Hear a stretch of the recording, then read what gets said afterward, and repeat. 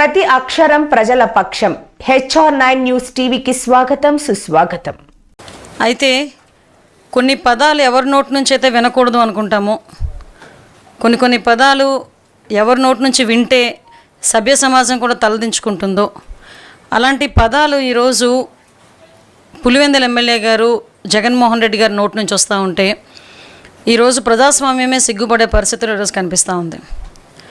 5 సంవత్సరాల విధ్వంస పరిపాలన, గత 5 సంవత్సరాల విధ్వంస పరిపాలనలో ఆర్థిక నేరగాల దగ్గర నుంచి ఆకు రౌడీల వరకు ప్రతి ఒక్కరికి కూడా ఒక రాజకీయ ముసుగనదేసి ఈ రాష్ట్రాన్ని సర్వనాశనం చేసి అత్యాచార ఆంధ్రప్రదేశ్గా మార్చి, గంజాయి ఆంధ్రప్రదేశ్గా మార్చి, దేశంలోనే మన ఆంధ్రప్రదేశ్ పరువు తీసిన ఈయన ఈరోజు బయటకు వచ్చి ఈ 5 నెలల కాలంలోనే ఏవో జరిగిపోయినాయి అన్నట్టు మాట్లాడటం, ఈ 5 నెలల కాలంలోనే ప్రజాస్వామ్యాన్ని కూనీ చేసేసారని చెప్పి ఆయన మాట్లాడటం వింటూ ఉంటే ఒకవైపు నుంచి విడ్డూరంగా ఉంది, ఒకవైపు నుంచి ఆయన నోటి నుంచి రాని పదాలు, రాకూడని పదాలు ఆయన నోటి నుంచి వస్తూ ఉంటే ప్రజలు కూడా ఇబ్బందులు పడే పరిస్థితి ఈరోజు కనిపిస్తూ ఉంది. నేనేమంటానంటే ఈరోజు ఇది లిటరల్లీ చెప్పాలంటే ఒక ముసలి కన్నీరు కార్చినట్టుగా ఈరోజు మాట్లాడే పరిస్థితి ఈరోజు కనిపిస్తూ ఉంది. లా అండ్ ఆర్డర్ గురించి, అదేవిధంగా ప్రజాస్వామ్యం గురించి, ప్రజాస్వామ్యాన్ని కూనీ చేశారనే మాటల గురించి ఆయన ప్రస్తావిస్తూ ఉంటే ఆయన హయాంలో అసలు యాక్చువల్గా ఏం జరిగిందన్నది విషయాన్ని ఆయన మర్చిపోయినా ప్రజలు మర్చిపోయే పరిస్థితులు లేరు. దానికి సంబంధించి నిన్ననే ఒక మాజీ మంత్రి కూడా ప్రెస్ ముందుకు వచ్చి మేము తప్పులు చేసాము, మేము తప్పులు చేయబట్టే 11 సీట్లు మాకు వచ్చినాయి అని చెప్పి సాక్షాత్తు ఒక మాజీ మంత్రి నేను ఒక ప్రెస్ మీట్లో కూడా బట్టి మాట్లాడిన సందర్భాన్ని కూడా మీకు గుర్తు చేయాలి. ఈరోజు ప్రజాస్వామ్యాన్ని కూనీ చేశారని మమ్మల్ని ప్రశ్నించే ఈ జగన్మోహన్ రెడ్డి, ఎమ్మెల్యే జగన్మోహన్ రెడ్డి గారు ఒక్కసారి తమరు 5 సంవత్సరాల పరిపాలనా కాలంలో తమరు విధ్వంసాలు ఎన్ని సృష్టించారు, ఎంతమందిని అమాయకుల్ని బలి తీసుకున్నారు, ఎంతమందిని మీరు రాజకీయ ముసుగులో నేరస్తుల్ని ప్రేరేపించి ఆర్థిక ఉగ్రవాదుల్లాగా రాజకీయ ఉగ్రవాదుల్ని అంటే నేరస్తుల్ని రాజకీయ ముసుగులో పంపించి ఎంతమంది మీద నీచమైన పోస్టులు పెట్టించారు, ఎంతమందిని అత్యాచారాలు జరిగినాయి, ఎంతమంది మీద హత్యలు జరిగినాయి. ఈరోజు లెక్కలు తీస్తూ ఉంటే ఆ రోజు చెప్పాను, ఈరోజు చెప్తున్నా. లాస్ట్ 5 సంవత్సరాల్లో దగ్గర చూసుకుంటే నేషనల్ క్రైమ్ రిపోర్ట్ ప్రకారం చూసుకున్నా కూడా దగ్గర ప్రతి 8 గంటలకి ఒక అత్యాచారం, ఒక హత్య జరిగేది. ప్రతి 2 గంటలకి మహిళ మీద దాడులు జరిగేవి. ప్రతి 10 గంటలకు ఒకసారి చిన్నారుల మీద అత్యాచారాలు జరిగే పరిస్థితి కనిపించింది. ఆ రోజు మాట్లాడని, ఆ రోజు నోరు విప్పని ఈ పులివెందుల ఎమ్మెల్యే ఈరోజు అసలు ఏ అధికారం ఉందని ఈరోజు బయటకు వచ్చి మాట్లాడుతున్నావు, నీకు ఏ అర్హత ఉందని మాట్లాడుతున్నావు. ఈరోజు ఆడపిల్లల గురించి మాట్లాడే సందర్భంలో ఎంతమంది ఆడపిల్లలు నీ హయాంలో బలైపోతూ ఉంటే, నీ కళ్ళ ముందు నీ ఇంటి పక్కన ఆడపిల్లల తాలూకా ప్రాణాలు పోతూ ఉంటే నువ్వు బయటకు వచ్చి ఒక్కరోజు కూడా ప్రశ్నించకుండా, ఒక్కరోజు కూడా దాని గురించి రివ్యూ చేయకుండా, ఒక్కరి గురించి కూడా శిక్షించండి అని బయటకు వచ్చి మాట్లాడకుండా ఈరోజు అధికారం పోయేసరికి ఈరోజు అక్క చెల్లెమ్మలు గుర్తొచ్చారా, ఈరోజు ఆడబిడ్డలు గుర్తొచ్చారా నీకు? నీ హయాంలో ఈరోజు పరిస్థితి ఎలా ఉందంటే ప్రజాస్వామ్యం గురించి, అదేవిధంగా ఈరోజు ఇక్కడున్న లా అండ్ ఆర్డర్ గురించి మాట్లాడుతున్నావు. నీ 5 సంవత్సరాల పరిపాలనలో సుమారుగా చెప్పాలంటే ఆంధ్రప్రదేశ్ పరిస్థితి ఎలా అయిపోయిందంటే వెంటిలేటర్ మీదకి వెళ్ళిపోయినట్టు పరిస్థితి వచ్చింది. అంటే ఒక వెంటిలేటర్ మీద ఒక మనిషిని ఎలా పడుకోబెడతారో అలాంటి పరిస్థితి ఆంధ్రప్రదేశ్కి వస్తే మళ్ళా దానికి ఆక్సిజన్ ఇచ్చి, దానికి ట్రీట్మెంట్ ఇచ్చి డే బై డే తీసుకొచ్చి పరుగులు పెట్టించే దిశలో గౌరవ చంద్రబాబు నాయుడు గారు పనిచేస్తూ ఉంటే ఈరోజు అది చూడలేక, ఈరోజు చూడడానికి కూడా నీకు మనస్కరించక ఈరోజు ఇటువంటి దారుణమైన అభాండాలు వేస్తున్నావు. ఈరోజు నేను మళ్ళీ మాట్లాడుతున్నా, నీ హయాంలో గంజాయి విపరీతంగా పెరిగిపోయింది, నీ హయాంలో డ్రగ్స్ విపరీతంగా పెరిగిపోయినాయి, ఆడపిల్లల్ని నడి రోడ్డు మీద పొడిచి చంపేసే గంటలు ఎన్ని జరిగినాయి. నువ్వు స్వతంత్రం వచ్చిన తర్వాత ఇలాంటివి జరగలేదో నువ్వు మాట్లాడేవి. ఈరోజు స్వతంత్ర దినోత్సవం రోజే రమ్య అనే అమ్మాయిని నీ హయాంలో నడి రోడ్డు మీద పొడిచి చంపిన ఘటన నువ్వు మర్చిపోయావేమో కానీ జగన్మోహన్ రెడ్డి మేమెవరు మర్చిపోలే. ఆ రోజు మేము అమ్మాయిని ఒకసారి వాళ్ళ కుటుంబ సభ్యులను పరామర్శించడానికి వెళ్తే అదే రోజు లోకేష్ గారి మీద, మా మీద కూడా ఇప్పటికీ ఆ కేసు నడుస్తూనే ఉంది, ఆ కేసులు ఉన్నాయి మా మీద. అంటే ఈరోజు నువ్వు మాట్లాడుతున్నావు, నేను చాలా క్లియర్గా చెప్తున్నా, ఇక్కడ చాలా బాధపడి నేను ఇక్కడ కూర్చొని ఈరోజు మాట్లాడుతున్నా. ఎంత బాధపడ్డామంటే ఒక రాజకీయాల్లోకి ఒక మహిళలు వచ్చిన మహిళ మా మీద రాజకీయాల్లో ఎవరున్నా కూడా వాళ్ళని తిరిగి ప్రశ్నించినా వాళ్ళకి వ్యతిరేకంగా ఒక మాట మాట్లాడినా మా కుటుంబ సభ్యులతో సైతం బయటకు తీసుకొచ్చి ఎంత నీచంగా మాట్లాడే పరిస్థితులు ఈరోజు కనిపిస్తూ ఉంటే, వాళ్ళ గురించి మేము ప్రశ్నిస్తూ ఉంటే, వాళ్ళ గురించి మేము కేసులు పెడతా ఉంటే వాళ్ళని వెనకేసుకొస్తాడే. వాళ్ళని ఈరోజు వెనకేసుకొచ్చి ప్రశ్నించేవాళ్ళు. అరే ఏం ప్రశ్నించావు నువ్వు? ప్రశ్నించడం అంటే ఏంటో తెలుసా?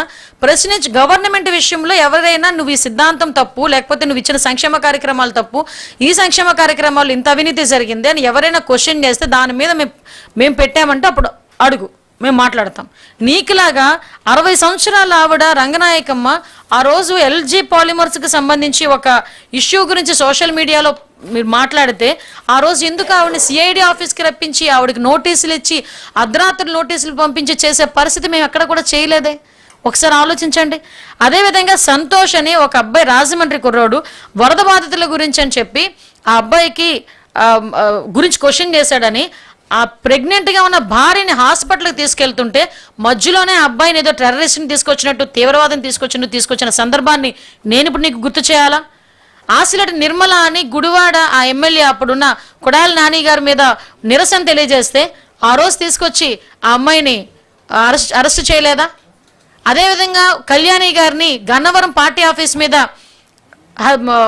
దాడి జరిగితే దాని గురించి క్వశ్చన్ చేసినందుకు ఆ అమ్మాయిని ఏకంగా తీసుకెళ్లి ఇంచుమించు 21 రోజులు జైల్లోనే పెట్టిన పరిస్థితి. అదేవిధంగా మనకి బొబ్బూరు వెంకలరావు అని ఒకతను. ఇలాంటివి చూసుకుంటే 1,00,000 మంది. ఇవే కాదు, మీ తాలూకా పైత్యం ఎంతవరకు పెరిగిపోయిందంటే అప్పుడు అమరావతి మహిళా రైతుల గురించి నీచంగా మాట్లాడి అమరావతి రైతులు, నిజంగా మహిళా రైతులు మానసికంగా ఎంత క్షోభపడ్డారో నాకు తెలుసు. అటువంటి వాళ్ళని ఉద్యమం కూడా చేసుకోనివ్వకుండా, కనీసం దుర్గాదేవి టెంపుల్కి కూడా వాళ్ళు వెళ్తామంటే వెళ్ళనివ్వకుండా నువ్వు చేసిన దురాగతాలు మర్చిపోయావా జగన్మోహన్ రెడ్డి? ఆఖరికి ఇదే పోలీసులను అడ్డం పెట్టుకుని బూటుకాలతో తన్నించి, కడుపుల్లో తన్నించి ఆడబిడ్డ తాలూకా శోకమే ఈరోజు నీకు శాపమై తగలలేదా? ఈరోజు 11కు దిగజారేవంటే ఈరోజు నువ్వు మాట్లాడుతున్నావు. మేము ఏ రోజు నీ ఇంటి గేటుకి తాడులు కట్టలేదే? ఏ రోజు నువ్వు బయటికి వెళ్తానంటే రిస్ట్రిక్షన్స్ పెట్టలేదే? నీ ఆఫీస్ మీద ఎవరు కూడా దాడి చేయలేదే? డీజీపీ ఆఫీస్ పక్కన కరెక్ట్గా ఇంచుమించు ఒక 1/2 కిలోమీటర్ కూడా 200 మీటర్ 300 మీటర్లు ఉన్న ప్లేస్ నుంచి కూడా కట్టి కొడితే కిలోమీటర్ కూడా ఉండదు తెలుగుదేశం పార్టీ ఆఫీస్. డీజీపీ లోపలే ఉంటాడు, బయట ఏమో తెలుగుదేశం పార్టీ ఆఫీస్ మీద దాడి జరిగిద్ది. తెలుగుదేశం పార్టీ ఆఫీస్ మీద దాడి జరిగినట్టుగా నీ ఆఫీసుల మీద ఎక్కడైనా 5 నెలల కాలంలో దాడులు జరిగినాయా? చంద్రబాబు నాయుడు గారు బయటికి వెళ్తే చలో ఆత్మకూరు అని చెప్పేసి ఆ రోజు నినాదం ఇస్తే ఇంటికి వచ్చి తాడులు కట్టిన పరిస్థితి నువ్వు మర్చిపోయావు, తాడులు కట్టించిన పరిస్థితి నువ్వు మర్చిపోయావా? అదేవిధంగా చంద్రబాబు నాయుడు గారు అమరావతిని చూడడానికి వెళ్తే బస్సుల మీద రాళ్ళు ఇసిరించి అప్పుడున్న డీజీపీ చేత భావ స్వేచ్ఛా ప్రకటన అని ఆ రోజు నువ్వు మాట్లాడించిన మాటలు మర్చిపోయావు జగన్మోహన్ రెడ్డి? ఎస్, నేను గుర్తు చేయాలి కాబట్టి చేస్తున్నా. అదే కాకుండా ఆ రోజుల్లోని చంద్రబాబు నాయుడు గారిని తిరుపతి ఎయిర్పోర్ట్లోనే అరెస్ట్ చేసిన పరిస్థితి, మాకు లాంటి చాలామంది లీడర్ని నిన్ను క్వశ్చన్ చేసినందుకు హౌస్ అరెస్టులు చేసిన పరిస్థితి ఎంత దిగజారిపోయిందంటే ఆ రోజు ప్రజాస్వామ్యం కూని అంటే ఏంటో చెప్పనా జగన్మోహన్ రెడ్డి? నీ పర్యటనలకి పరదాలు కట్టుకొని చెట్టులు కొట్టుకొని మా లీడర్లు ఎవరిని బయటికి రానివ్వకుండా హౌస్ అరెస్టులు చేసి కనీసం నీ సభలకి నల్ల చున్నీ వేసుకుని వస్తేనే కూడా పక్కన పెట్టేసే పరిస్థితి. ఈవెన్ పెన్నులు జేబులో పెట్టుకునే పెన్నుల్ని కూడా నువ్వు ఎలవ్ చేయకుండా చేసావు చూడు, అది ప్రజాస్వామ్యాన్ని కూని చేయడం అంటే. ఇప్పుడు మేము చేస్తుంది ప్రజారంజకమైన పరిపాలన. ఈరోజు నువ్వు క్రైమ్ రిపోర్ట్ ప్రకారం చూసుకున్నా కూడా నీ టైంతో పోల్చుకుంటే ఇప్పుడు 28% క్రైమ్ రేట్ తగ్గింది. ఒకసారి అనాలిసిస్ చూసుకో. ఈరోజు ట్రిగ్గర్ పెట్టాలి కదా అని ఎక్కడ పడితే అక్కడ అబద్ధాలు ఆడి సాక్షి పేపర్ వాళ్ళు, టీవీ వాళ్ళ పరిస్థితి ఎలా ఉన్నాయంటే ఏదో అంటారు కదా, వీళ్ళు కూడా ఈ వైఎస్ఆర్సీపీ నాయకులు కూడా గోతిగాడి నక్క వెయిట్ చేస్తూ ఉంటుంది. గోతులో పూడ్చిన వెంటనే ఎప్పుడు వెళ్ళిపోతారు, ఎప్పుడు పీక్కుతుందామా అని, లేకపోతే సవాల్ దగ్గర రాబందుల్లో వాళ్తున్నారు. అసలు ఏం జరిగింది, అసలు ఏ సందర్భంలో ఘటన జరిగింది, దానికి వెళ్ళి మనం ఫైట్ చేయాలా, ఆ అమ్మాయిని ఎలాగ మనం సేఫ్ గార్డ్ చేసుకోవాలి? అరే ఒక ఆడబిడ్డ చనిపోతే పుట్టుడు దుఃఖంతో ఉన్న తల్లిదండ్రుల దగ్గరికి వెళ్ళి నీ కూతురు గ్యాంగ్ రేప్ చేశారు, నీ కూతురుని అలా చంపేశారు. ఈరోజు సహానా గురించి మాట్లాడుతున్నారు. సహానా గురించి మాట్లాడేటప్పుడు సాక్షాత్తు డాక్టర్సే ఈ అమ్మాయి మీద అత్యాచారం జరగలేదు అని చెప్పి డాక్టర్ సర్టిఫికేట్ ఇచ్చిన తర్వాత ఈయన ఏదో వెళ్ళి పోస్ట్ మార్టం చేసినట్టుగా ఆయన ఏం మాట్లాడతారు, ప్రైవేట్ పార్ట్స్ స్వెల్లింగ్ వచ్చినాయి, కాబట్టి అమ్మాయి మీద రేప్ జరిగింది. అరే జరగలేదని పోలీసులు ఒక పక్క నుంచి, డాక్టర్స్ ఒక పక్క నుంచి అందరూ కూడా సర్టిఫికేట్ చేసి ఆ అమ్మాయిని కొట్టి చంపడం జరిగిందని చాలా క్లియర్గా చెప్తే దానికి మళ్ళీ రాజకీయ రంగు పులుగుతున్నాడు. అసలు నాకు ఇప్పటికీ అర్థం కానిది ఏంటంటే క్రిమినల్కి రాజకీయం ఏంటి, క్రిమినల్ ఏ పార్టీ వాడైతే ఉంది, క్రిమినల్ ఏ మతం ఏముంది, క్రిమినల్ ఏ కులం అయితే ఏముంది. Criminal is criminal. క్రిమినల్ అన్నవాడు క్రిమినల్గానే చూడాలి. క్రిమినల్ అన్నవాడిని తీసుకొచ్చి ఈ పార్టీ వాడు, క్రిమినల్ అన్నవాడిని తీసుకొచ్చి ఈ కులం వాడు, క్రిమినల్ అన్నవాడిని తీసుకొచ్చి ఈ మతం వాడని మాట్లాడి ఎందుకు మతాల మధ్యన కులాల మధ్యన విద్వేషాన్ని తెచ్చుకోవడానికి ప్రయత్నం చేస్తారు వీళ్ళు. అదేవిధంగా మొన్న నేను పొంగునూరుకి వెళ్ళాను. ఒక చిన్న ముస్లిం బాలిక 6 సంవత్సరాల బాలికని గ్రాండ్ రేప్ చేసి చంపేశారు అని చెప్పి సాక్షి టీవీలో సాక్షాత్తు టెలికాస్ట్ చేస్తే నేను ఆ రోజు కూర్చొని గట్టిగా మాట్లాడితే నేను సాయంత్రం ఇంటికి వచ్చేలోపు సాక్షి ఛానల్లో యూట్యూబ్లో తీసుకుని పడేశారు వాళ్ళు. అరే పిల్ల తల్లిదండ్రులు బయటకు వచ్చి నా బిడ్డని ఆ పిల్ల చంపేశారు. చంపలేదని చెప్పట్లేదు, చంపారు, కానీ గ్యాంగ్ రేప్ కాదు. దయచేసి వీళ్ళ తాలూకా రాజకీయ లబ్ధి గురించో మా మీద బురద జల్లాలన్న ప్రయత్నంతోనో అభం శుభం తెలియని ఆడపిల్లలు చనిపోయారు ఆల్రెడీ. ఆ చనిపోయిన తర్వాత కూడా వాళ్ళ తల్లిదండ్రులకి ఆ గర్భశోకాన్ని ఇంకా పొడిచి చంపే రకంగా పరిస్థితి. నిన్నగాక తిరుపతిలో ఒక అమ్మాయి విషయంలో కూడా ఒక చిన్న 9వ తరగతి చదివే బాలిక విషయంలో వాళ్ళ తండ్రి కూడా ముందు పొరపాటు పడ్డాడు, ఏమైనా జరిగిందేమోనని. మేము పొరపాటు పడ్డాం. తర్వాత డాక్టర్స్ ఎగ్జామిన్ చేశారు, ఆ పోలీస్ ఎంక్వైరీ చేశారు. ఆ అమ్మాయి సాక్షాత్తు దాడి జరిగింది కానీ నన్ను ఏమీ చేయలేదని ఆ అమ్మాయి చెప్తే, వాళ్ళు బయటకు వచ్చే తండ్రి చెప్తే వీళ్ళందరూ వెళ్ళి అక్కడ అమ్మాయికి అత్యాచారం జరిగిందని. ఎందుకు అలాంటి ప్రోపగాండా? మన ఆడపిల్లల గురించి మాట్లాడాలంటే మనం అలా మాట్లాడగలమా? మరి బయట వాళ్ళ ఆడపిల్లలు అంటే ఎందుకు అంత లోకువా? నాకు నిజంగా చాలా బాధ అనిపిస్తుంది. నిజంగానే జరిగింది, మనం వెళ్ళి న్యాయం చేయాలనుకుంటున్నాం, చేద్దాం. అంతే తప్పించి ఇప్పుడు వెళ్ళి కూర్చొని నోటుకు వచ్చినట్టు మాట్లాడే పరిస్థితి రాకూడదు కదా. ఈరోజు పరిస్థితులు చూస్తూ ఉంటే ఈరోజు మాట్లాడితే చీకటి రోజులు నడుస్తున్నాయి, అలా నడుస్తున్నాయి, ఇలా నడుస్తున్నాయి. చీకటి రోజులు అంటే ఏంటో చెప్పనా జగన్మోహన్ రెడ్డి? నా అక్కని ఏడిపిస్తున్నారు. ఎందుకు ఏడిపిస్తున్నారు అంటే అమర్నాథ్ గౌడ్ అనే కుర్రోడిని నడి రోడ్డు మీద కాల్చి చంపారు చూడు, అది చీకటి రోజులంటే. అభోసవ్వం తెలియని కుర్రోడు మీద, ఒక గౌడు కులస్తుడికి సంబంధించిన కుర్రోడు మీద ఆ రోజు అక్కడ పెట్రోల్ వేసి చంపారు. దాని గురించి అయినా ఏ రోజైనా మాట్లాడేవా బయటకు వచ్చి? దాని గురించి ఎంక్వైరీ వేయాలన్నా చూసావా? కనీసం ఇలాంటి సంఘటనలు చూసుకుంటే చాలా చాలా జరుగుతున్నాయి. ఇకపై సోషల్ మీడియా గురించి మాట్లాడుతున్నాడు. అరే సోషల్ మీడియా, నేను క్లియర్గా చెప్తున్నా, సోషల్ మీడియాలో ఒక ఫార్వర్డ్ మెసేజ్ ట్వీట్ పెట్టినందుకు గౌతు శిరీష గారిని సిఐడి ఆఫీస్కి తీసుకొచ్చి ఉదయం నుంచి సాయంత్రం వరకు కూర్చోబెట్టారు.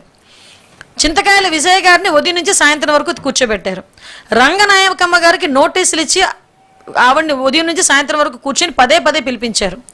మీకులాగా మేము ఎప్పుడు కూడా గోడలు దూకి నోటీసులు ఇవ్వలేదే. నోటీసులు ఇచ్చి అరెస్ట్ చేయడానికి గోడలు దూకి దొంగ వాళ్ళలాగా ఈ ట్యూబ్లైట్లు పగలగొట్టి ఈరోజు బయటకు వచ్చే పరిస్థితి వచ్చింది. ఈరోజు మీరు పోలీస్ తాలూకా గౌరవం గురించి, పోలీస్ తాలూకా ఉన్నతి గురించి మీరు మాట్లాడుతున్నారు. మా డీసీపీ గారి గురించి మీరు మాట్లాడే పరిస్థితి వచ్చింది. అసలు మీ హయాంలో అసలు పోలీస్ అన్న వాళ్ళు పోలీస్ పని చేశారా? మీ హయాంలో చేయనిచ్చారా? నేను పోలీసుని తప్పబట్ల, ఈయన చేయనివ్వలేదు కాబట్టి చేయలేకపోయారు వాళ్ళు. కనీసం పోలీస్ సంబంధించి పరదాలు కట్టడానికి మా దగ్గర హౌస్ అరెస్టులు చేయడానికేనండి పోలీసులు. కనీసం ఆ రోజు డీజీపీ ఆఫీస్కి నేను సాక్షాత్తు సోషల్ మీడియాలో జరుగుతున్న నా మీదకి వచ్చిన కామెంట్స్ గురించి అడగడానికి వెళ్తే డీజీపీ ఆఫీస్లో డీజీపీ గారు ఆయన ఉండరు, మాకు అపాయింట్మెంట్ లేదు, కనీసం గేట్ కూడా తాకనివ్వలేదు వాళ్ళు. అటువంటి పరిస్థితుల్లో ఏంటి జరుగుతుంది? అది కాదా ప్రజాస్వామ్యాన్ని కూనీ చేయడం అంటే? మీరు నమ్ముతారా అండి? ఈరోజు అరెస్టులు జరుగుతున్నాయంటే ఎంత మానసిక క్షోభకు గురై మేము అరెస్టులు జరుగుతున్నాయో తెలుసా? అందరి మీద నోటికొచ్చిన బూతులు. సాక్షాత్తు ఈ చంద్రబాబు నాయుడు గారి ఫ్యామిలీ మీద, లోకేష్ గారి ఫ్యామిలీ మీద, డిప్యూటీ సీఎం గారి ఫ్యామిలీ మీద, మా మీద, మాతో పాటు మిగతా ఎమ్మెల్యేల మీద తన నోటికొచ్చి మాట్లాడుతున్నారంటే కొన్ని మీతో షేర్ చేసుకోవాలని వచ్చాను. కానీ మేము ఈరోజు చేస్తున్న అరెస్టులు తప్ప కాదా అన్నది మీ అందరికీ కాదు, ప్రజలు కూడా తెలియాలి. నాకు ఇంకోటి అర్థం కానిది ఏంటంటేనండి, ఎవరికైనా ఎలాంటి వాళ్ళకైనా తన చెల్లి జోలికి వచ్చినా తల్లి జోలికి వచ్చినా లాగి పీకుతాడు ఎవడైనా. జనరల్గా సాధారణంగా ఈ మాట నేను అనకూడదు, దయచేసి క్షమించండి. మీ అమ్మ కొంచెం వర్డింగ్స్ మార్చి మాట్లాడితేనే ఫిల్ట్ పట్టుకుంటాడు ఎవడైనా వచ్చి గట్టిగా మాట్లాడితే, మనం మామూలు ఫ్లోలో.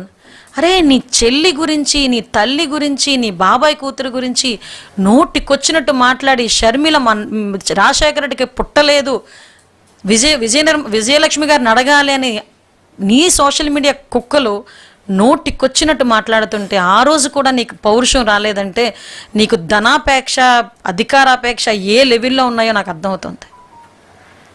ఈ వర్రా రవీంద్రారెడ్డి అనే వెధవ ఆడు మాట్లాడిన మాటలు, ఆడు పెట్టిన పోస్టులు చూస్తే సాక్షాత్తు సునీత గారే షర్మిల గారి గురించి అలా అంత నీచంగా మాట్లాడుతున్నారని చెప్పి మాట్లాడినప్పుడు ఒక్కసారి మనం కూడా ఒకసారి చెక్ చేసుకోవాల్సిన అవసరం ఎంతైనా ఉంది. ఆ రోజు కూడా షర్మిల తన నాన్నకు పుట్టలేదు అని గురించి అలా కూడా మాట్లాడే పరిస్థితులు ఆ రోజు సంభవించాయి. ఈ రోజుకి కూడా షర్మిలమ్మని, విజయమ్మని, సునీతమ్మని ఇంత నీచంగా మాట్లాడుతూ ఉంటే మేము ఆ టైంలోనే ఆలోచించి తల్లికి చెల్లికే దిక్కు లేదు, ఇంక మేమెంత, మా ఇంట్లో కుటుంబ సభ్యులంతా. ఎన్టీ రామారావు గారి కూతురు భువనమ్మ ఏ రోజు కూడా రాజకీయాలకు సంబంధం లేని వ్యక్తి. అటువంటి వ్యక్తి గురించి చండాలంగా మాట్లాడి ఒక రకమైన రాక్షసానందం పొంది చంద్రబాబు నాయుడు గారు లాంటి వ్యక్తినే కన్నీళ్లు పెట్టించిన ఆ పరిస్థితిలో అది ప్రజాస్వామ్యాన్ని కూని చేయటం అంటే నిజంగా మీరు నమ్మరండి. కొన్ని పోస్టింగ్లు మీకు చెప్పాలంటేనే నాకు చాలా ఇబ్బెట్టిగా ఉంది. ఆ పంచు ప్రభాకర్ అన్నవాడు షర్మిల గారిని షకీలా అంటాడు, అయినా మాకు పౌరుషం రాదు. ఆ పరిస్థితులు పాపం ఆ జనసేన అమ్మాయి అరుణాని ఇదే వర్రా రవీంద్రారెడ్డి నోటికొచ్చినట్టు ఫోన్ కాల్ చేసి బూతులు తిడతాడు. ఆ రోజు కూడా ఎవడం మాట్లాడకూడదు. వాడు పెట్టే పోస్టులు కానీ అవన్నీ కనుక చూస్తే నాకు నా సభ్యత, నా సంస్కారం అడ్డొస్తున్నాయి. ఆ ముంజా అని, అవని, ఇవని ఇన్ని రకాలుగా మాట్లాడుతున్నారండి. ఎందుకండి మేము పడాలి? ఏంటండి అంత అవసరం ఏంటండి? ఆడు ఎవ్వడండి మమ్మల్ని మాట్లాడడానికి, కుటుంబ సభ్యుల గురించి మాట్లాడడానికి, మా గురించి మాట్లాడడానికి? ఈరోజు ఈ పొజిషన్లో కూర్చోవాలంటే ఎన్ని అష్ట కష్టాలు పడాలో, మేము ఎన్ని త్యాగాలు చేయాలో చాలామందికి తెలుసు. మేమే కాదండి, ఒక ఆడపిల్ల రోడ్డు మీదకి బయటకు వచ్చి మాట్లాడుతుంది అన్న, రోడ్డు మీదకి వచ్చి తన పని తను చేసుకుంటుంది అన్న, తన కుటుంబం తనకు సహకరించాలి, తన పిల్లలు తనకు సహకరించాలి, బయటకు వస్తే తన భర్త సహకరించాలి, వీళ్ళందరూ సహకరించి సమాజం కూడా కోఆపరేట్ చేస్తే అమ్మాయి పర్టికులర్గా ఆ పని చేసుకొని బయటకు వెళ్ళగలదు. అది ఉమెన్ ఎంపవర్మెంట్ అంటే. ఈరోజు అమరావతి మహిళా రైతులు బయటకు వస్తే వాళ్ళని నోటుకొచ్చినట్టు తిడతావు. ఎవరైనా బయటకు వచ్చి నీ గురించి మాట్లాడితే నోటుకొచ్చినట్టు తిట్టి కేసులు పెట్టిస్తావు. కొన్ని నాకు చాలా ఇబ్బందిగా ఉంది, కొన్ని చూపించాలన్నా. నీకెవడో మినిస్టర్ పదవి ఇచ్చింది, నా గురించి మాట్లాడిన వాళ్ళు, ఇందాక నేను చెప్పాను కదా అని నాకు క్యాస్ట్ పెట్టి, మాదిగా అని చెప్పి పెట్టి, చాలా వరస్ట్గా నేను ఒక స్టెప్, నాకు సంస్కారం ఇవన్నీ అడ్డొచ్చి నా చదువు, నా సంస్కారం, నా తల్లిదండ్రులు పెంచిన తీరు, వీళ్ళు అనుకోవచ్చు దీన్ని బాధ పెడుతున్నావు అనుకోవచ్చు. నా గురించనే కాదండి, నాకే ఇలా ఉంటే కామన్ ఆడపిల్ల పరిస్థితి ఏంటి? ఈరోజు నువ్వు నీ వెనకాతలు పోషిస్తున్న కుక్కలు ఎలా వాగితే రేపొద్దు నిన్ను దన్ను చూసుకొని, నీ తాలూకు కుక్కలను దన్ను చూసుకొని రేపొద్దున రోడ్డు మీదకి వచ్చి ఉద్యోగాలు చేసుకొని, రోడ్డు మీదకి వచ్చి చదువుకునే ఆడపిల్లల్ని ఎందుకు మాట్లాడకుండా ఉంటారు ఎవరైనా? ఈరోజు మేము పడేది బాధ సొసైటీకి తెలియాలి. ఎంత కష్టమని మా తల్లిదండ్రులు పెంచి మమ్మల్ని ఒక సంస్కారవంతంగా మిమ్మల్ని ఇక్కడ కూర్చోబెడితే ఎవడో తెలియని ఈడియట్ బయటకు వచ్చి నోటుకొచ్చినట్టు మాట్లాడుతూ ఉంటే మేము చేతులు కట్టుకొని కూర్చోవాలా? చెప్పండి, మేము చేతులు కట్టుకొని కూర్చోవాలా? ఎంతమంది ఆడపిల్లల్ని ఈరోజు ఆ పదాలు వినలేక నేను గట్టిదాన్ని కాబట్టి ఇంకా సూసైడ్ చేసుకోలే. ఇంకొకరు అయితే ఫ్రస్ట్రేట్ అవుతారు, ఇబ్బంది పడతారు, ఏడుస్తారు, ఇంట్లోంచి బయటికి కూడా రారు. నో, ఆడెవడో ఏదో వాగితే ఆడికి సంస్కారం లేక, ఆ నాయకుడికి వాళ్ళ నాయకుడికి సంస్కారం లేక అలా పెంచి పోషిస్తూ ఉంటే నేనెందుకు భయపడాలి? మేమెందుకు భయపడాలి? ఈరోజు నేనే కాదండి, బ్రహ్మిణి గారి గురించి, భువనేశ్వరి గారి గురించి, సునీతమ్మ గురించి ఎంత దారుణమైన కామెంట్స్ అంటే కొన్ని కామెంట్స్ మీకు చూపించలేక నేను ఆగుతున్నాను. కానీ నాకే చాలా అది మామూలుగా కాదు. అక్కడ పడుకున్నారు, ఇక్కడ పడుకున్నారు. ఏంటండి ఆ పదాలు? అలాంటి పదాలను కూడా మేము సహించాలా? మీరే చెప్పండి ఒకసారి. అలాంటి ఎదవలను వదిలేయమంటారా? నేను ఛాలెంజ్ చేసి చెప్తున్నా, ఇలాంటి ఎదవలను మేము పట్టుకొని తీసుకొస్తున్నాం తప్పించి ఈరోజు గవర్నమెంట్ మీద ఏదో తప్పుడు వ్యాఖ్య రాశారనో వాళ్ళ గురించి మేము ఎప్పుడు మాట్లాడలే. ప్రజాసంబద్ధంగా మేము ఎదుర్కొంటాం. ఆ ధైర్యం మాకుంది, ఆ దమ్ము మాకుంది. నువ్వు ఏదైనా చేతనైతే, నువ్వు చేయగలిగితే ఎస్, ఈరోజు మేము చేస్తున్న వాటి మీద నువ్వేమైనా విమర్శించాలనుకుంటే విమర్శించు. ఇలాంటి ఎదవలందరూ ఇతను వెనకేసుకొస్తూ మేమేదో అక్రమంగా అరెస్టులు చేస్తున్నామని వీళ్ళందరికీ కూడా ఇలాంటి ఎదవలందరికీ బెయిల్ ఇప్పించడానికి ఒక వార్ రూమ్ ఏర్పాటు చేశాడట ఈ జగన్మోహన్ రెడ్డి. ఒక వార్ రూమ్ ఏర్పాటు చేశాడట లాయర్లు పెట్టుకొని. ఇది మీరు ఎవరైనా హర్షిస్తారా? ఇలాంటి పదాలు మీకు చూపించమంటే చూపిస్తాను, సిగ్గు విడిచి చూపించమన్నా నేను చూపించగలను. కొన్ని సందర్భాల్లో మేము కూడా కామెంట్స్ చదవద్దు అని మా పిల్లలకు మేము చెప్తున్నాం. ఏదైనా భావస్వేచ్ఛా ప్రకటన. ఏంటంటే భావస్వేచ్ఛా ప్రకటన? దానికి లిమిటేషన్ ఉంటుందండి. భావస్వేచ్ఛా ప్రకటన కూడా లిమిటేషన్ ఉంటుందండి. లిమిటేషన్ లేకుండా మాట్లాడరండి. ఆడు ఎంత దరిద్రుడంటే నిన్న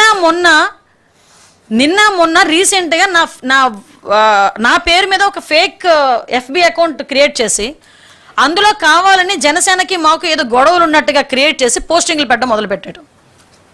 అంటే ఒక రకంగా చెప్పాలంటే సోషల్ మీడియాని ఉగ్రవాదుల కన్నా ఎక్కువగా మనం ఈరోజు పరిగణలోకి తీసుకోవాల్సిన అవసరం ఉంది. వీళ్ళు ఏ సందర్భంలో నుంచి ఏదో ఒక అకౌంట్ల నుంచి బయటకు వస్తారు, నోటుకు వచ్చినట్టు రాస్తారు, విద్వేషాలు రెచ్చగొట్టడానికి ట్రై చేస్తున్నారు.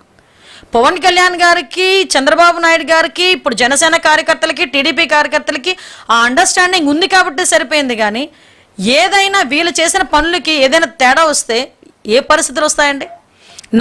నా పేరు మీద, ఐఎమ్ ఏ హోమ్ మినిస్టర్, నా పేరు మీద ఫేక్ అకౌంట్ ఓపెన్ చేసి దాంట్లో పోస్టులు పెట్టి దానికి 13,000 మంది ఎంతమంది ఫాలోవర్స్ అట.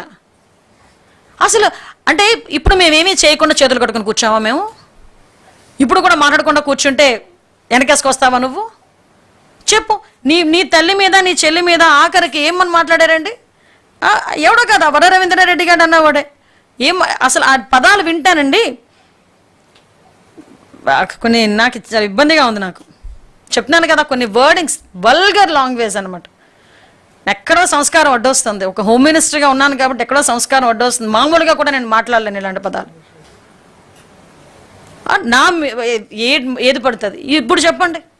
కొన్ని మీకు లేదు, మేమేం అనలేదంటే నేను ఓపెన్గా చెప్తా, ఇలా తిట్టారు నన్ను, వదిలేయాలా? నన్నే కాదండి, రాష్ట్రంలో ఉన్న ఆడవాళ్ళందరి గురించి, తెలుగుదేశం పార్టీ ఆడవాళ్ళందరి గురించి, పాపం స్వాతి రెడ్డి ఆ అమ్మాయి గురించి అయితే నీచాతి నీచంగా ఆ ఏబి వెంకటేశ్వరరావు గారు ఆ పదాలు పెట్టి పాపం ఎంత నీచాతి నీచంగా మాట్లాడి, ఏమండి నేను ఒక సజ్జన్ రావుని ఎదవ ఆ రోజు ఏదో ప్రశ్నలు మాట్లాడితే నేను ఇంటికెళ్ళి గొడవ పెట్టుకొని వచ్చాను. అప్పటి నుంచి ఇప్పటి వరకు ఇంకా హోమ్ మినిస్టర్ అయినా, ఇప్పటికీ సీఎం అయినా చంద్రబాబు నాయుడు గారు అదే మాటలు పడాలి, వాళ్ళ కుటుంబ సభ్యులు అదే మాటలు పడాలి, హోమ్ మినిస్టర్ అయినా నేను అదే మాటలు పడాలి. అవసరం ఇదంతా? కాబట్టే చర్యలు తీసుకుంటున్నాం. ఇలాగా పెట్టేగిపోయి సోషల్ మీడియా ముసుగులో నేరస్తులు రాజకీయ ముసుగులో బయటకు వచ్చి మీ భావస్వేచ్ఛ ప్రకటన ఆ ప్రకటన అని చెప్పి నోటికొచ్చినట్టు బూతులు మాట్లాడి బూతులు తిడుతున్నట్టుగా ఉంటే ఎవరిని వదిలిపెట్టేది లేదు. అందరి సంగతి తేలుస్తాం. దీనికి వీలైతే గౌరవ చంద్రబాబు నాయుడు గారు, డిప్యూటీ సీఎం పవన్ కళ్యాణ్ గారు అందరూ కలిపి ఒక స్పెషల్ యాక్ట్ కూడా తీసుకురావడానికి సిద్ధపడ్డారు. మేము ఈరోజు గర్వంగా గుండెల మీద చేసుకొని చెప్పగలం. ఈ రోజు వరకు జరిగిన ఏ సంఘటనలోని కూడా నిందితులు అన్నవాడు 24 గంటల నుంచి 48 గంటల్లో పట్టుకున్న పరిస్థితి మాది.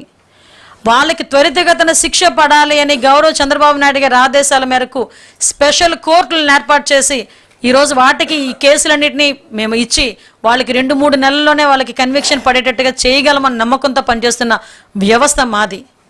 ఈరోజు ఆడబిడ్డల జోలికి వస్తే ఊరుకోము, సోషల్ మీడియాలో ఎట్టి పరిస్థితులని తప్పుడుగా ప్రచారాలు చేయకూడదు అని చెప్పి ఈరోజు మేమందరం కూడా ఒక ఉక్కుపాదం మోపుతున్నాం. గంజాయిని పెంచి పోషించిన జగన్మోహన్ రెడ్డి ఎక్కడ? అదే గంజాయి అరికట్టడానికి ఈరోజు కూడా నార్కోటిక్ టాస్క్ ఫోర్స్ని ఏర్పాటు చేసుకొని దానికి ఒక సపరేట్ వింగ్ని ఏర్పాటు చేసుకొని ఈరోజు మేము పనిలోకి దిగబోతున్నాం. ఇలాంటివి చూస్తూ ఉంటే ఇప్పటి వరకు పోలీస్ వ్యవస్థను పట్టించుకొని వాళ్ళకి ఈరోజు పోలీస్ వ్యవస్థను పట్టించుకునేటట్టుగా మేము చేస్తున్నాం.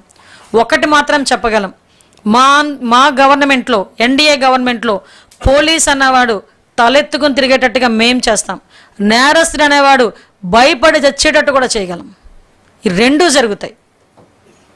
అది కేవలం ఎన్డీఏ వల్లే సాధ్యపడుతుందని మీ అందరికీ తెలియజేసుకుంటూ మా అందరికీ సహకరించాల్సిందిగా కోరుకుంటున్నాను.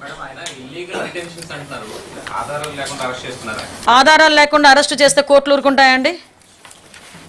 చెప్పండి. కోర్టులు ఉన్నాయి కదా, వీళ్ళు కోర్టుల మీద కోర్టుల్లోని మన జడ్జిల మీద కూడా చాలా వల్గర్ లాంగ్వేజ్లో పెట్టిన సందర్భాన్ని మర్చిపోయాడా జగన్మోహన్ రెడ్డి?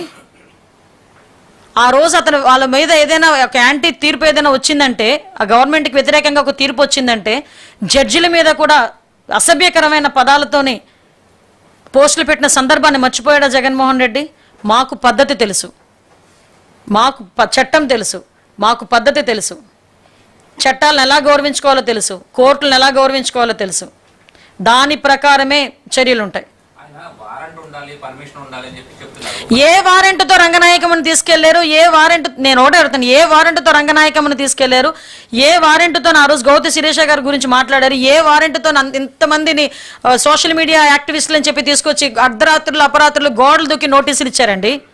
ఈరోజు గుర్తొచ్చినాయా యాక్ట్లు, ఏంటది నోటీసులు? ఇప్పుడు ఈరోజు గుర్తొచ్చినాయా? ఈరోజు మేము ఏం చేసినా పద్ధతి ప్రకారమే చేస్తున్నాం, అది మర్చిపోకూడదు.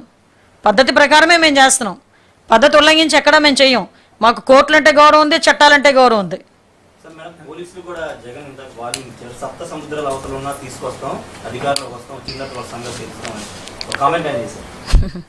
అంటే దాన్నే అంటారు వాడుకొని తెప్ప తగిలేసే రకం ఉంటుంది తెలుసా? ఏదంటారు, ఏరు దాటాక తెప్ప తగిలేయడం అంటారు.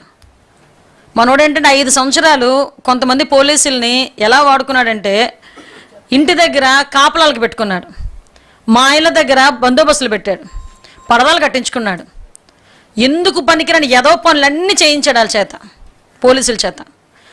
ఈరోజు ఆ పోలీసులు చాలామంది ఆ పర్యవేశానం కింద సస్పెండ్లో ఇంట్లో కూర్చున్నారు, 3 IPS ఆఫీసర్లు.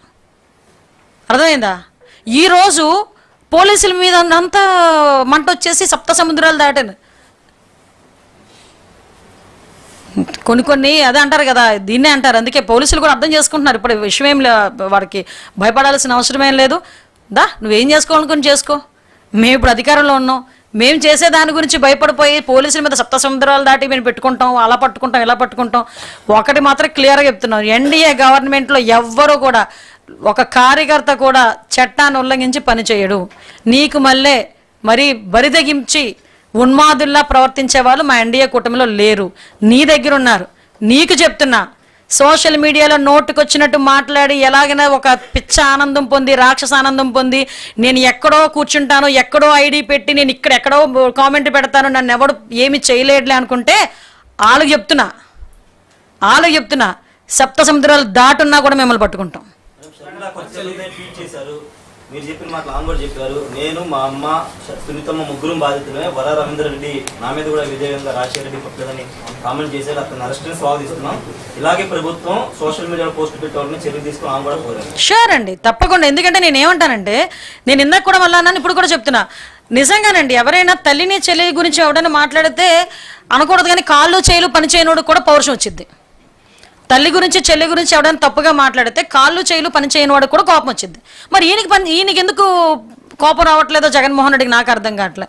పోనీ ఎవడో బయటోడు అంటున్నాడంటే పోనీ ఓకే, అరే నువ్వు వెనకాతలు నీ భార్యకి పియ్య కింద ఉండేవాడంట అతగాడు, వాడు నోటుకు వచ్చినట్టు సోషల్ మీడియాలో పెడుతున్నాడు, ఎక్కడో 4 గోడల మంచి వాగేసి వెళ్ళిపోవట్లే, పబ్లిక్ డొమైన్లోకి వచ్చి పబ్లిక్ అంతా చూస్తున్న విధంగా సోషల్ మీడియాలో పెడుతున్నాడు. నీ తల్లి గురించి చెల్లి గురించి ఆడవడం మాట్లాడుతుంటే నీకు రక్తం మరగట్లేదేమో కానీ నాకు రక్తం మరుగుతోంది. జగన్ ప్రెస్ మీట్ లో మాట్లాడుతూ మీ మీద జాలి వ్యక్తం చేశారు, దళిత మహిళ అని చెప్పేసి పవన్ కళ్యాణ్ నా గురించి జాలెందుకు కానీ పాపం డాక్టర్ సుధాకర్ని చంపేశాడు కదా, చచ్చిపోయేటట్టు చేశారు కదా, వాళ్ళ కుటుంబం మీద. ఓం ప్రతాప్ పాపం చనిపోయాడు, ఆ కుటుంబం మీద. ఇలాంటి చాలామంది దళితులు శిరోముండనం జరిగిన పాపం ఆ కుర్రోడు వరప్రసాద్, ఆ కుర్రోడు మీద, ఇలాంటి వాళ్ళ మీద జాలి పడమనండి. జాలి మీరు అంటున్నారు, అసలు ఆ పదానికి అర్థం తెలుసా ఆ మనిషికి? చెప్పండి ఒకసారి. ఒకసారి అడగండి. జాలి అన్న పదానికి అర్థం తెలిసేమో. జాలి అన్న పదానికి, దయ అన్న పదానికి అర్థం తెలియని జగన్మోహన్ రెడ్డి కాబట్టే తల్లిని చెల్లిని అన్ని రౌఘోరంగా మాట్లాడుతున్నా కూడా పౌరుషం రావట్లే. వదిలేండి, లీవ్ ఇట్. చాలు చాలు చాలు చాలు. కళ్యాణ్ గారు బహిరంగంగా మాట్లాడిన తర్వాత మాత్రమే సోషల్ మీడియాలో పోస్టులు పెట్టిన వాళ్ళని భారీగా అరెస్ట్ చేశారు. కానీ అంతకు ముందు ఎందుకు ప్రభుత్వం అంత యాక్టివ్గా పనిచేయలేదు? యా, ఓకే, మంచి క్వశ్చన్ అడిగారు. ఏమండి, డిప్యూటీ సీఎం గారు మాట్లాడిన తర్వాత మీరు మేము చర్యలు తీసుకున్నామని మీరు మాట్లాడుతున్నారు కదా. ఎంత గ్రౌండ్ లెవెల్ వర్క్ చేయకపోతే, ఎంత మేము ఇన్ఫర్మేషన్ తెప్పించుకోకపోతే ఇమీడియట్గా పలానా దగ్గర పలానా సోషల్ మీడియా వాళ్ళు ఇలా మాట్లాడే వాళ్ళు ఉన్నారు, ఇలా ఉన్నారని చెప్పేసి మాకు ఇన్ఫర్మేషన్ వచ్చి ఉంటుంది. ఒకసారి ఆలోచించండి. ఈ గ్రౌండ్ వర్క్ మేము ఇంచుమించుగా చాలా రోజుల బట్టి మేము గ్రౌండ్ వర్క్ చేస్తున్నాం. ఎందుకంటే ఇన్ని అకౌంట్లు, ఇన్ని కామెంట్స్ మేము బేస్ చేసుకొని ఒక్కసారిగా వాళ్ళందరినీ కూడా కట్టడి చేయడానికి ప్రయత్నం చేస్తున్నామంటే ఇది ఒక రోజు 2 రోజుల్లోనే జరిగిన పద్ధతి ఇది కాదు. ఇది సుమారుగా ఒక నెల రోజులు, నెల 15 రోజులు ముందు నుంచి సాగుతుంది. కాకపోతే మీలాంటి వాళ్ళు కూడా అనుకోనండి, మా ఎన్డీఏ గవర్నమెంటే కదా, మేమే కదా, మీకేంటి ప్రాబ్లం? Thank you. చూపించగలిగితే వాళ్ళని కూడా మేము ఇదే చర్యలు తీసుకుంటాం. మహిళ ఎక్కడైనా మహిళా గౌరవం ఎక్కడ ఏ పార్టీలో ఉన్నా మహిళా గౌరవింపబడాలి.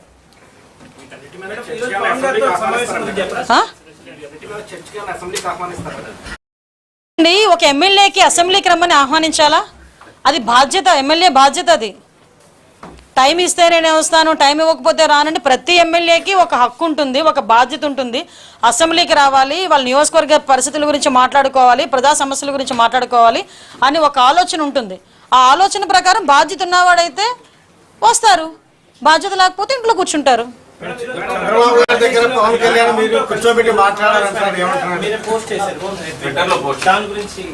ఏముంది, ఈ రోజు జరుగుతున్న సిచ్యువేషన్స్ అన్నిటి గురించి జస్ట్ ఒక డిప్యూటీ సీఎం గారితో కూర్చొని మాట్లాడుకున్నాం. నేను థ్యాంక్ యూ. అసలు విషయం ఏంటంటే లేని గ్యాప్ ని క్రియేట్ చేసేసేది మీరే, చెక్ పడిందా అన్నది మీరే, దానికి టెంకరింగ్ వేసేసేది మీరే. కానీ విషయం ఏంటంటే ఎన్డీఏ గవర్నమెంట్ మేమందరం కూడా చాలా కలిసికట్టుగా ఉన్నాం. ఎవరేం చెప్పినా పాజిటివ్గా రియాక్ట్ అయ్యి పాజిటివ్గా దాన్ని నేను పాజిటివ్ వేలో తీసుకెళ్ళి ఇంకొంచెం ఎఫెక్టివ్గా పనిచేయడానికి ఎవరు సలహా ఇచ్చినా కూడా నేను తీసుకుంటాను.